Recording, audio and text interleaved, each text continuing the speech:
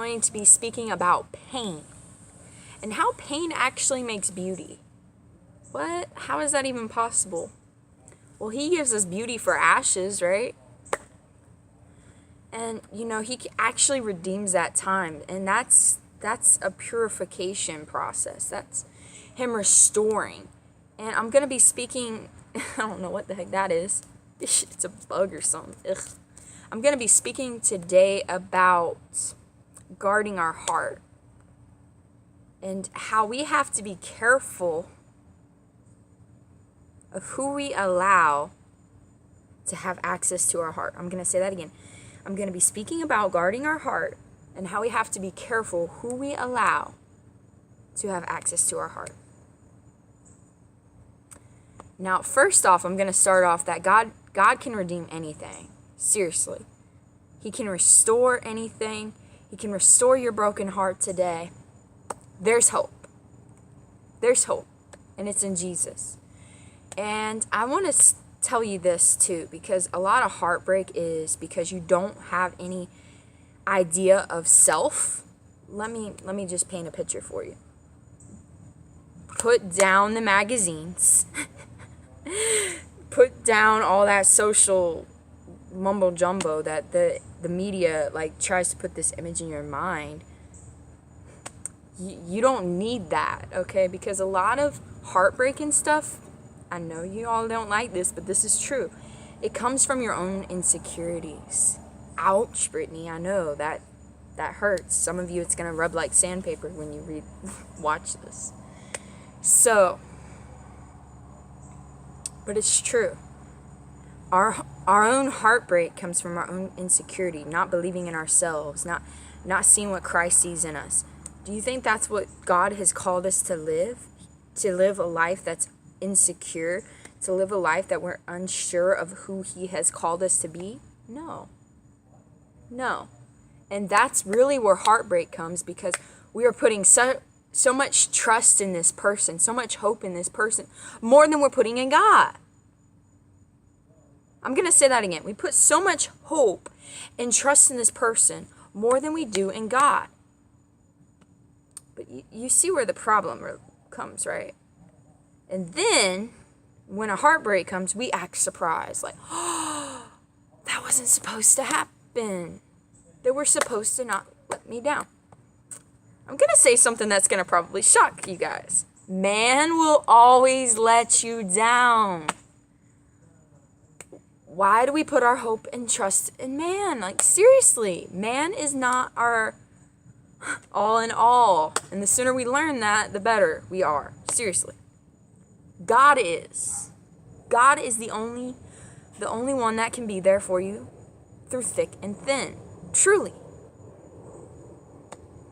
And heartbreak, it really comes from us being defiant, rebellious, and being impatient. Okay, let's be real. When we're impatient, we want it now. We don't have to work for it or anything. But the problem with that is if you don't have to work for it, it's meaningless. Garbage. It's not worth it. I know some of you are not going to enjoy this. Because some of you, this is going to cut real deep. I feel it in my spirit.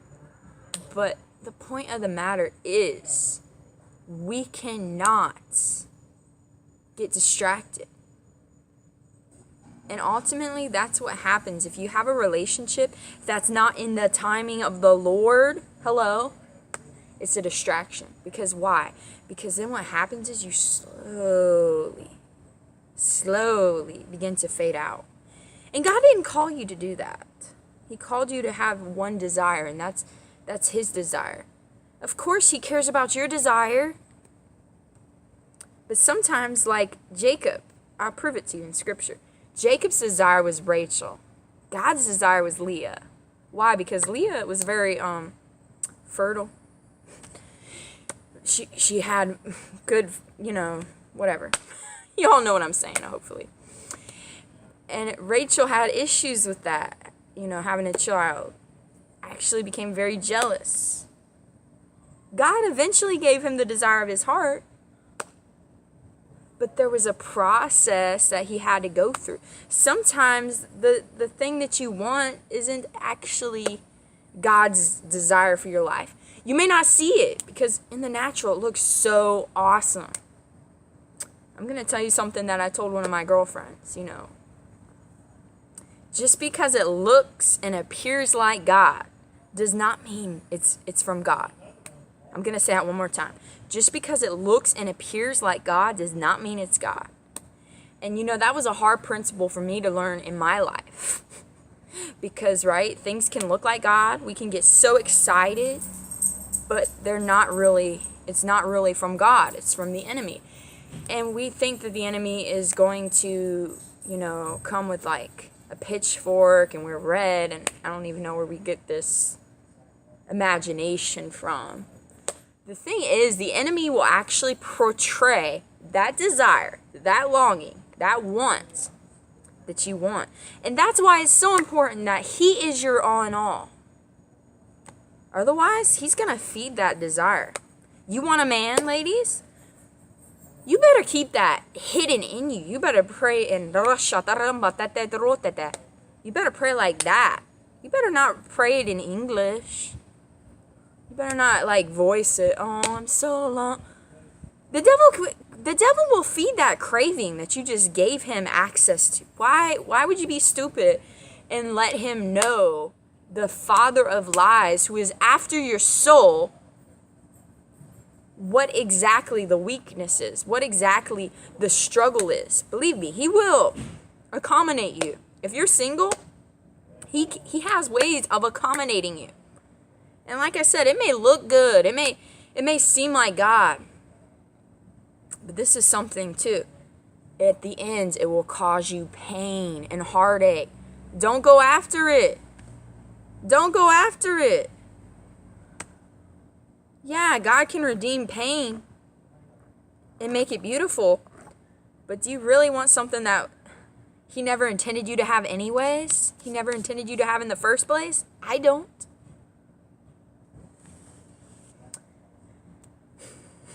The devil will always feed from your personal desires if they're stronger than spending time with God. I'm going to say that again. The devil will always feed on your personal desires if they're more stronger than, more intimacy with God or getting to know him deeper. Because then it ultimately becomes a distraction, and that becomes your downfall. Because then you get so consumed with this thing that it's ultimately an obsession. And God doesn't want you to have that kind of lifestyle. And the only way you can have that lifestyle is Matthew 6:33, is to seek him first. Seek him first. He'll give you the desires of your heart. But the desires of his heart is actually funny. They're not really your desires. They're not. They're actually his desires. He placed them in you before you were even born. But the problem with us is we tend to try to negotiate, try to plan, with God, if we can change his mind like that, seriously. But the problem is that's not how it works. We can't tell God, I need this desire met right now. Look, God's not going to negotiate with you. I'm sorry. He doesn't work that way at all. And I know this is pretty radical stuff, but y'all need to hear this. This is truth, and truth sets you free. So, how come we have heartbreak? Because we allow ourselves to open ourselves up to the wrong person. That's the key right there. We open ourselves up, right, to the wrong person. When you open yourselves up to the wrong person, that person will not treat you with respect. I'm going to speak to the women mainly on this one. I mean, I love y'all, but this one is mainly for the women. If he gives you flowers that are dead, You need to run because the devil is a liar. That's not for you. You need to run. I'm talking run to the hills because that relationship is doomed. When they start giving you dead flowers, you better get your running shoes on and you better run. Because I'm speaking from, that really happened to me. Oh my God. It's kind of funny now, but at the time it wasn't. I mean, it gave me dead flowers. That was very, very interesting. Very interesting stuff. But the relationship kind of spiraled when that happened. You know, it started manifesting, you know, that time and time again that wasn't the one for me. And I still wanted to believe, you know, because we have that, you know, we want to hold on to that. But the problem is, okay, why do you want to hold on to a relationship that's doomed? Why do you want to hold on to a relationship that did not have God in it? Like, that God didn't have anything to do with it. Like, the devil actually had something to do with that. And I know that's really hard to say, but my eyes are open. The scales are removed. I can speak about this. Because it's very vulnerable, but it's helping you. Ladies, you do not need a guy who gives you dead flowers. Run from that relationship because he's giving you a sign that he really doesn't care about you. He's giving you a sign that the relationship is going to fizzle out and there's not going to be anything. He's telling you, ladies, that is not a sign that he loves you and that he's oh please, if he loves you, he'll give you some fresh flowers, for heaven's sakes. You're worth that. You're not worth dead flowers, for heaven's sakes. Love yourself enough to believe that. Oh my goodness. I have to say that because some of y'all will actually accept that, and I know because I've been in your position. Believe me. I was in your position where you think the guy's trying and you accept the dead flowers, you welcome them, you put them in the vase and everything, and they're like so dead, like they're rotten, okay? You're worth more than that, okay? Do not accept dead flowers, please. Do not accept dead flowers. If you do, I'm just going to encourage you that this is what's going to happen. It's going to be a heartbreak, and he's kind of telling you in a unique way that he doesn't care about you. Let's just be real, okay? But the point of the matter is that appeared to me. That seemed, because I was deceived. I thought, you know, this could work, you know. I could work it out. I could work it out. I could make this work, you know. You know, there's dead flowers and no. Dead flowers, it's an indication that there's nothing there. It's an indication that the relationship is dead. And that's basically what happened. As soon as I got the dead flowers, the relationship was pretty much, it was dead. And I had to realize that. I had to come to grips with that. Was that easy? Because we women, we want to hold on to that. We want to hold on to it because we're not going to get any better. That is such a lie from the pit of hell. It's not even funny. Do you really think that you're not worth fresh flowers, fresh roses? I mean, seriously, that's sad.